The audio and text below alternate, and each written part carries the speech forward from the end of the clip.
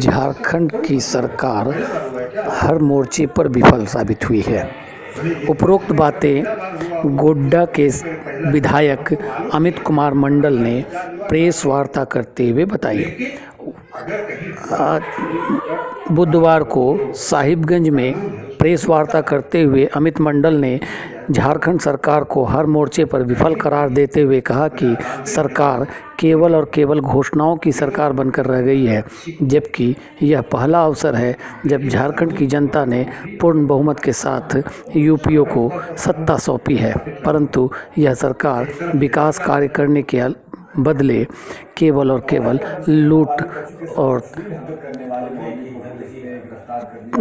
गलत नीतियों, गलत बयानबाजियों में फंसी हुई है। अमित मंडल सरकार के 3 वर्षों के कार्यकाल को पूरी तरह विफल करार देते हुए कहा कि अगर मूल्यांकन की बात की जाए तो 3 वर्षों के कार्यकाल पर वर्तमान झारखंड सरकार को 0 से अधिक अंक कोई नहीं दे सकता है।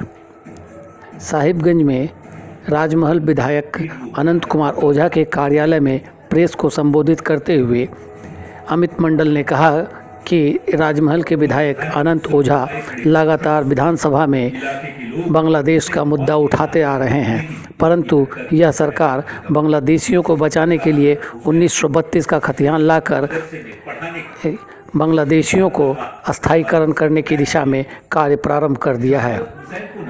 अमित मंडल झारखंड की सरकार पर बरसते हुए बहुत तरह के आरोप भी लगाए। आइए सुनते हैं क्या कहा अमित मंडल ने अपने प्रेस कॉन्फ्रेंस के दौरान। इससे पहले आप अगर इस चैनल को सब्सक्राइब नहीं किए हैं तो कृपया चैनल को सब्सक्राइब कर लें ताकि साहिबगंज की हर खबर आपके पास सबसे पहले पहुंच सके। तो ये मुख्यमंत्री का और ग्रामीण विकास मंत्री का गृह प्रखंड गृह जिला रहा है। दुर्भाग्य है कि गोड्डा से भी उनका टच होता है और सबसे ज्यादा अगर झारखंड में कहीं किसी जिले की अपेक्षा हो रही है, उसकी तरफ ध्यान नहीं दिया जा रहा है, वो साहिबगंज जिला है। हर मायनों में, चाहे वो घोटाला हो, चाहे घपला हो, आपराधिक गतिविधि हो, चाहे वो धर्मांतरण की बात हो, चाहे जो डेमोग्राफिक चेंज हो रहा हो, हर चीज हो रहा है तो कहाँ हो रहा है?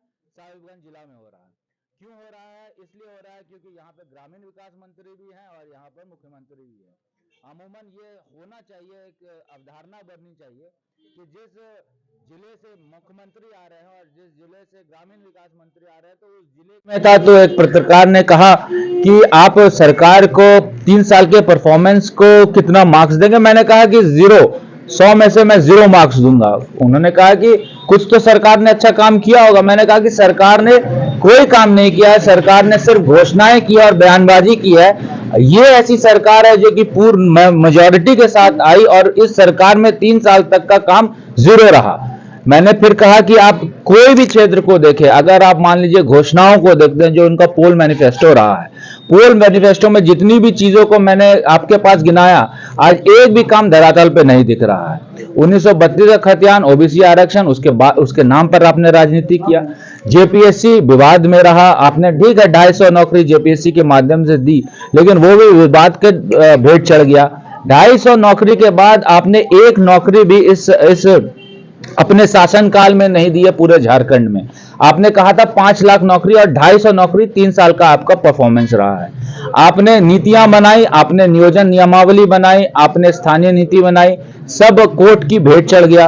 अभी नई नियुक्ति नियमावली जो बनी है तो वो आप देखिए कि कैसी नियमावली बनी है कि वो 1 साल भी नहीं टिक पाया और वो कोर्ट में ये उसको रद्द कर दिया गया। इसका परिणाम क्या होगा? इसका परिणाम होगा कि आने वाले दिन में कोई नियुक्तियां निकलेंगी नहीं और जब तक नियमावली को आप ठीक नहीं करेंगे तब तक आज की डेट में आप जितनी भी घोषणाएं कर देंगे 50,000 नियुक्ति निकालेंगे, 1 लाख नियुक्ति निकालेंगे, वास्तविकता यही है कि आप एक भी नियुक्ति आने वाले दिन में नहीं कर पाएंगे।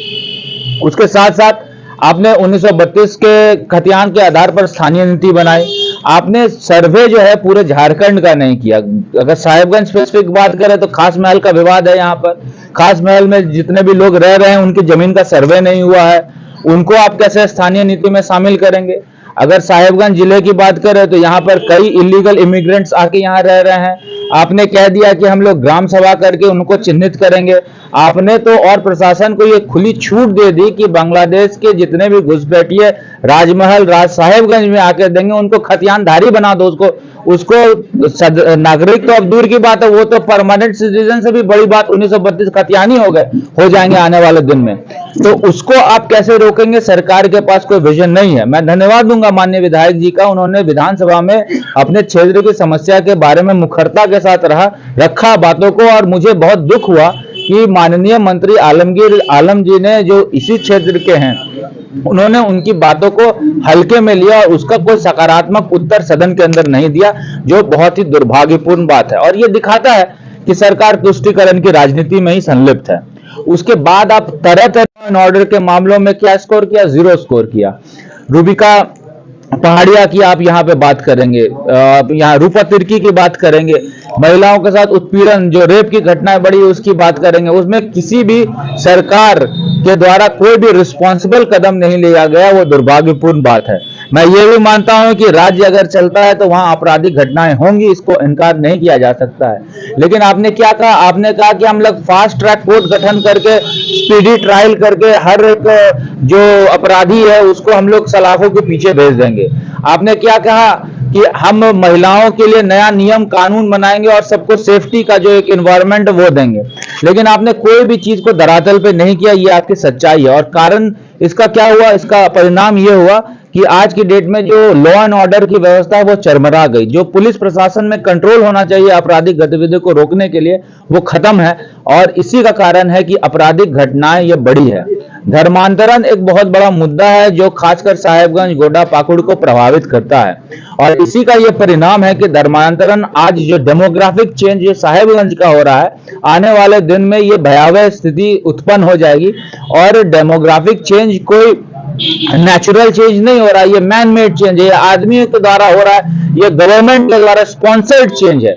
और जब कोई स्पॉन्सर्ड चेंज होता है तो उसके आने वाले दिन में रिजल्ट भी भयावह होता है। हम लोग अपने संसाधन को ठीक से इस्तेमाल करें, अपने बच्चों को पहले खिलाएं, तब दूसरे परिवार को देखते हैं। अमूमन ये आदमी का फितरत है। अभी आप बताइए कि साहेबगंज में अगर गुर्बत खत्म हो गया है, हिंदुस्तान में गुर्बत खत्म हो गया है, तब तो हम दूसरे राज्य को देखेंगे।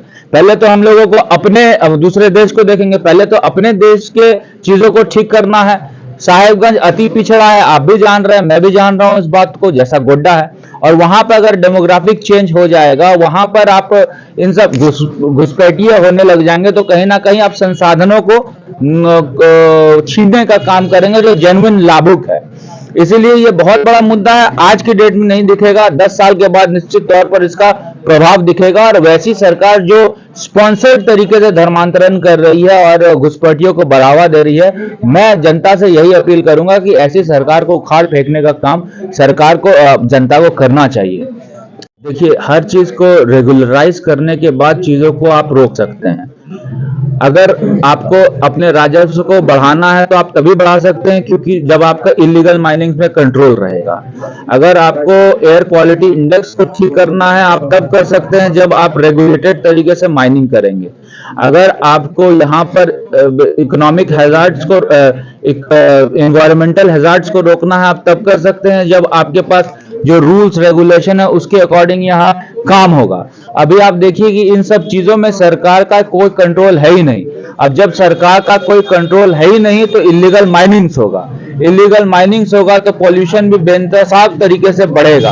उसके लिए आप प्रॉपर मैकेनिज्म रिस्टोर नहीं कर पाएंगे कि कैसे चीजों को रोके। अमूमन मैं एक छोटा सा उदाहरण देता हूं। अगर आप कहीं पे बालू का खनन करते हैं तो ये जरूरी है कि बालू के ट्रैक्टर को आपको कवर करके ले जाना है। कहीं कोयला का खनन करते हैं तो जरूरी है कि कोयले के जो हाईवा है उसको आपको कवर कर देना है। हाईवा का पोल्यूशन का चेकिंग होता है, ट्रैक्टर के पोल्यूशन का चेकिंग होता है। अब मान लीजिए कि वो सब चीज रेगुलेटेड तरीके से नहीं हो रहा है तो कहीं ना कहीं जो इरेगुलरिटीज है सिस्टम में उसका फायदा उठाया जाता है इलीगल माफिया के तरफ से, और वो एक रिजल्ट हो जाता है कि एयर क्वालिटी इंडेक्स यहाँ खराब हो जाता है, पहाड़ का अस्तित्व खत्म हो जाता है।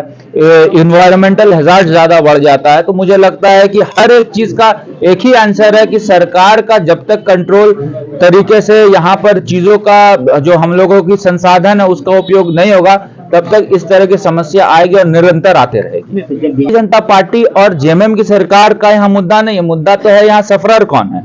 सफरर तो यहाँ की जनता है। मान लीजिए कि अगर कहीं कोई गलती हुई है, दिक्कत हुई है, तो उसका यह मतलब नहीं होता उसी गलती और दिक्कत को आप और तीव्र गति के साथ कर दें। जब हम लोगों की सरकार थी तो उदाहरण के तौर पर मैं कहूंगा कि हम लोगों की सरकार थे, हम लोगों ने कहा था कि हम लोग रेगुलेटेड माइनिंग करवाएंगे, हम लोगों ने कहा था कि हम लोग कोल ब्लॉक्स को लीज कर देंगे, और उसी समय का प्रावधान आपको याद होगा, डीएमएफटी का पैसा भी आया, और जब डीएमएफटी का पैसा आया तो सबसे ज्यादा उसका उपयोग हम लोगों ने एनवायरमेंटल सेक्टर में किया, हम लोगों ने उसका उपयोग हेल्थ सेक्टर में किया, हम लोगों ने उसका उपयोग कैसे हम लोग पर्यावरण को संरक्षित रखें उसके लिए किया। तो कहीं ना कहीं जो सरकार की सोच थी वो थी कि रेगुलेटेड तरीके से चीजों को हम लोग ठीक करेंगे, तो उसी का परिणाम था कि भारतीय जनता पार्टी में हम लोगों ने जो काम किया, ठीक है, उससे जो पॉल्यूशन हुआ उसके लिए हम लोगों ने मेजर्स भी लिया। लेकिन आज की डेट का जो समस्या है वो ये है कि हम पॉल्यूशन भी करेंगे, उसके लिए मेजर भी नहीं लेंगे, तो आने वाले दिन में वही स्थिति भयावह हो जाएगी। अभी साहेबगंज में घटना हुई।